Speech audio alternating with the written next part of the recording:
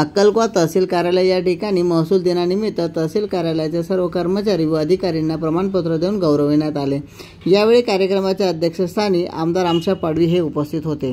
कार्यक्रमाप्रसंगी तहसीलदार विनायक घुमरे, निवासी नायब तहसीलदार दिलीप गांगुर्डे, महसूल नायब तहसीलदार तुषार चंद्रात्रे, कृषी उत्पन्न बाजार समितीचे संचालक कान्हा नाईक या ठिकाणी उपस्थित होते। दिनांक 1 ऑगस्ट तर 7 ऑगस्टपर्यंत सप्ताह साजरा करण्यात येणार आहे।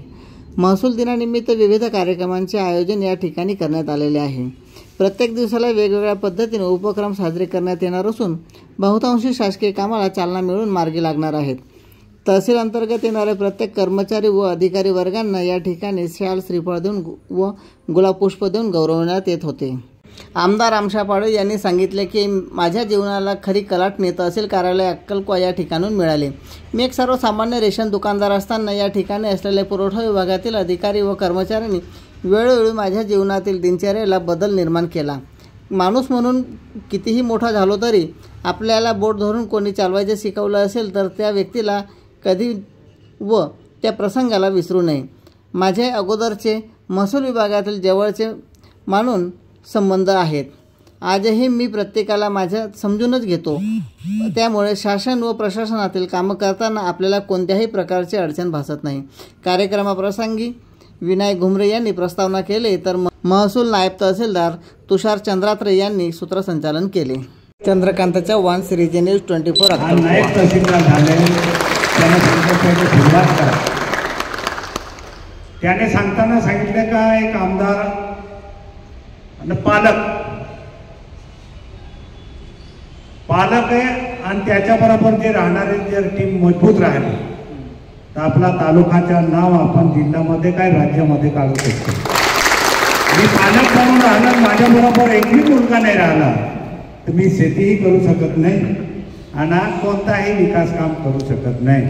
पण तुम्ही जर सर्व माझ्याबरोबर राहिले एकमेकाच्या, तुम्हाला असं वाटलं का आमच्या कोणीतरी आम्ही ज्याला मानतो, ज्यांच्या एक नेतृत्वाखाली आम्ही इथे काम करतो, जसं तहसीलदार साहेब असेल, मी आहे, आता एक लोकप्रतिनिधी म्हणजे या जिल्ह्याच्या पालकत्व, ज्या मतदारसंघाच्या पालकत्व असतो आणि त्याची जबाबदारी ते शेवटला गरीब आदिवासी असेल किंवा श्रीमंत असेल किंवा कर्मचारी, ते सर्वांची जबाबदारी एक पालक म्हणून त्या क्षेत्राच्या आमदारची असते। आणि तेवढं माझ्यात एकच राहील, जसं प्रत्येक क्षेत्रामधून आपण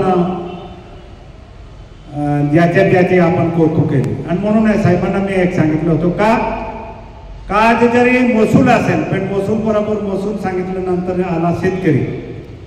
आणि सकाळी माझ्याकडे कृषी मेळावा होता, त्याच्यामध्ये त्याने साहेब 8-10 जे तज्ज्ञ होते ते बोलवले होते आणि मी कायम माती नमुनाचे जे विषय करतो तर ते सुद्धा त्याने मोराबापासून जे 8-10 जे सर्व बोलवले होते। जसं आज आपण प्रमाणपत्र वाटलं तसं आपल्याला माहिती पाहिजे।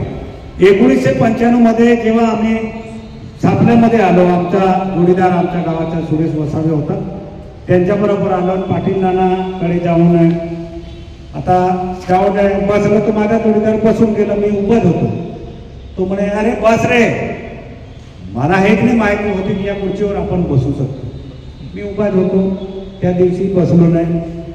दुसऱ्या दिवशी गेलो, त्या 4-5 दिवशी त्याच्याबरोबर आलो, मग मला वाटलं की आपण बसू शकतो। म्हणजे तोपर्यंत बस सांगायचे पण मी बसत नाही होतो, नाही बाबा अधिकाऱ्यांची खुर्ची आहे कशाला बसायला पाहिजे। पण जेव्हा मला कळलं की या खुर्चीवर आपण बसू शकतो, त्याच्यानंतर मी 95 नंतर 96 मध्ये रेशन दुकानदार झालो। आणि रेशन दुकानदार झाल्यानंतर पिंजारी नानादेव लोक होऊन गेले, ते तिथे आल्यानंतर त्यांच्याकडे साखरचं टेबल होतं। मी आलो का मला मराठी बोलता येत नाही, मग पिंजारी नाना साखरी परमिट दे। अरे काय बोलतो रे तू? नाही साखर, जोपर्यंत मराठी किंवा हिंदी बोलत नाही मी तुला देणार नाही। मी तुम्हाला खरं सांगतो, कम से कम मला 1 तास उभा केला, जोपर्यंत तू सांगत नाही ना तोपर्यंत देणार नाही। म्हणजे त्याचा उद्देश होता का तुला ते बोलता यायला पाहिजे। दुसरं